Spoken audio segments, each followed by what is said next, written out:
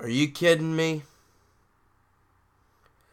Now, I'm not so upset that the Jays lost. I mean, they lost and they didn't play well, and that's all she wrote. But the fact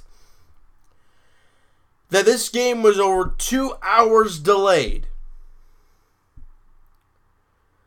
and then this team takes the field, 2 runs on 7 hits, and you give up 6 runs on 12 as you lose 6-2 to the Kansas City Royals. You split the series, and we stayed up till, almost 1:30 in the morning for nothing. For a garbage loss by the Toronto Blue Jays. That's what sucks. So the Blue Jays' mini 2-game win streak ends at 2 games, and there are now 11 games under 500, 55 and 66. Sam Gaviglio was on the mound, and he actually wasn't doing all that bad until they took about, 10-15 minutes to review a play. And then he comes back, and it's single, double, single, and they score a bunch of runs. They had that 3-run 4th inning. And also he had a balk in that inning. That's what they were reviewing in the process.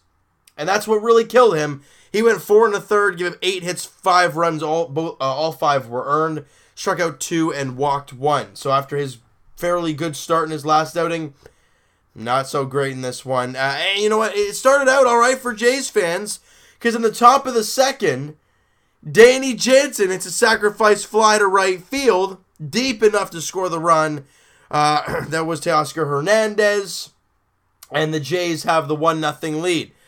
But in the bottom half of that inning, Lucas Duda hits his 11th home run, and we're tied. And then the top of the 4th, however, the Jays get it rolling. Justin Smoke, does a great job getting a single to lead off the inning. Then a wild pitch, he moves up to second. Kendrys Morales then hits a single through the, I guess it was technically up the middle. It was more to the shortstop side of second base, however. And the Jays, he pulled it through the hole. It was through the shift like Justin Smoke did. And the Jays have the 2-1 lead. And then the crazy 4th inning happened, and Bonifacio tripled to left field. Hernandez misplays it in left field. That's a tough play when it hit. Once it gets into the wall, you don't really know what it's going to do. He ends up at third. And Ryan O'Hearn, who has torched the Blue Jays in this series, he hits an RBI single to left field. Bonifacio comes in to score, and the Jays are trailing 3-2.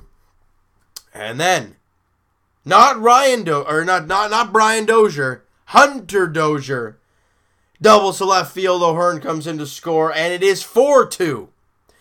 Then we go to the bottom of the 5th inning. Herrera doubles to right field. Alex Gordon comes in to score. Perez ends up at third base. And that was really the line for Sam Gaviglio. It is 5-2. You had the 2-1 lead. You had an abysmal 4th, obviously after the big review. And then you give up 1 in the 5th inning. And meanwhile, the Jays' offense is nowhere to be found. And in the bottom of the 6th, with Merrifield hits a single to left field, Dozier comes in to score, and it makes it 6-2. And the Blue Jays can't get any offense after that, and they lose. Is there any positive when it comes to the bats? Well, yes, Pilar stays red hot since he's come off the DL. He was 2 for 4. Danny Jansen had another hit. It was another infield single, but he doesn't care because it counts. And, he had a strikeout, but that's the way she goes in a young guy's career. Richard Urania went 1 for 3, and he's hitting .276 so far in his very limited time in the Blue Jays this season. Morales goes 1 for 2, like I said.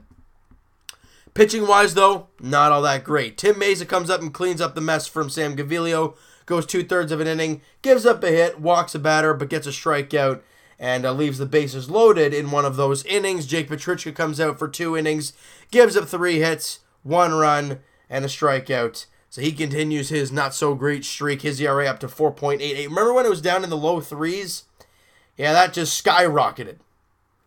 And Jaime Garcia, guys, as much as we do chirp him a lot for his terrible starts that he's done, since that outing against the Oakland A's, where he was abysmal, and then he gave up 6 runs in 1 1/3 innings, he's been scoreless. 2 clean innings against Boston, where he doesn't give up a hit, walks 1 and strikes out a guy. 2/3 against Tampa Bay, strikes out a batter. And then he's pitched in the Tampa Bay series, In his Tampa Bay series, he didn't walk a batter, didn't give up a hit, and inning in 2/3, and strikes out three batters. And then he comes into today's game, goes an inning, no walks, no hits, 2 strikeouts, dropping his ERA to 6.01. So after that Oakland outing, guys, his ERA up to 6.42. And he has pitched 70 innings because he was a starter, obviously, so that ERA is not going to change as much. But he has been very good over the last little while as a reliever for the Jays. Now, that's really it. The Jays now open up a 3-game series in New York, taking on the Yankees. And now the Jays youngsters get a chance to face a really good team.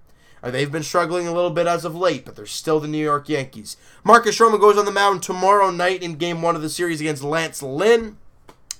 Game 2 goes Saturday afternoon. Reid-Foley versus struggling Luis Severino. And in the finale on Sunday, Ryan Borucki against former Blue Jay, J. Happ.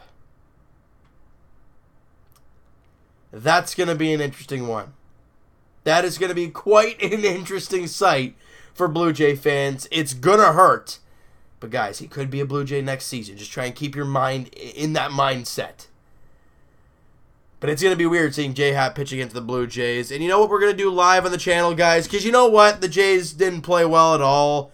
So let's go to the minor leagues. Let's go check out the minor league system real quick. How did Vladdy do? Any big guy? I mean, let's just check things out here. I'm doing it live. I didn't even look at it today. I just want to check it out. So, the Buffalo Bisons had 2 runs on 4 hits. And no home runs from Vladdy. Okay. So, now we're going to see really in depth. I hit the live tracker. So this is what happens when you do it live. You get all scrambly and stuff. But Vladdy Jr., 2 for 3. 2 for 3 with a walk. That's beautiful. Tellez was over. Who pitched? Don't care. Okay. Wow. Great night for Vladdy Jr. Let's take a little bit of look at Double-A before we wrap this baby up, because this is what you guys wanted. You guys, it was pretty much unanimous. You guys were very interested in hearing about the prospects. So New Hampshire, they won 7-6 over the Altoona Curve. 7 runs on 7 hits. Kevin Biggio had 2 dingers for 26 home runs. Keep an eye on him, ladies and gentlemen. He's going to be a great player. Bo Bichette was 1 for 4. Average at 274. Forrest Wall, sounds familiar? Got in a trade this year for the Blue Jays. He was 1 for 5 with a run scored. And Biggio with a big, big game. 3 for 4, 4 runs scored, 2 home runs, 3 RBIs, and he walked once for good measure. TJ Zeuch, oh, he had a rough outing. But we're not going to look at that. You know what?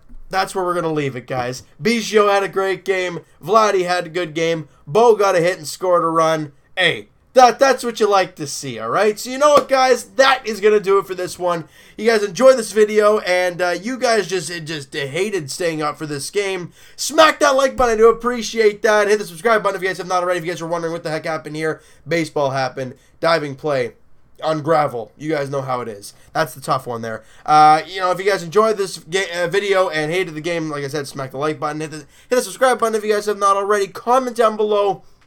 What are your guys' thoughts of Jaime Garcia coming out of the bullpen? I thought he's been very good. The curveball's been biting. He's been throwing strikes. Now, ideally, that can change at any point in time, and he gets lit up, and we're like, well, never mind, that's all gone to waste. But he's been very good as of late. What are your thoughts towards that? What are your thoughts towards Sam Gaviglio as a possible starter for the Jays for the future? I don't really see it. He's 28, and he hasn't pitched all that well for the Blue Jays over the last little while.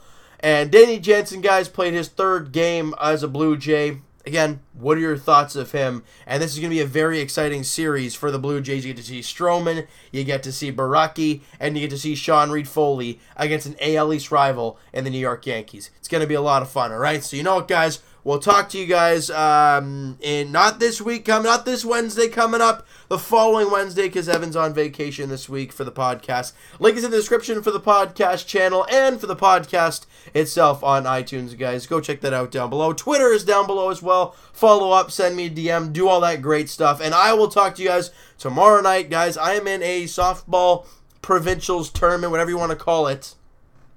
So the next, 2 videos? We'll be in a hotel.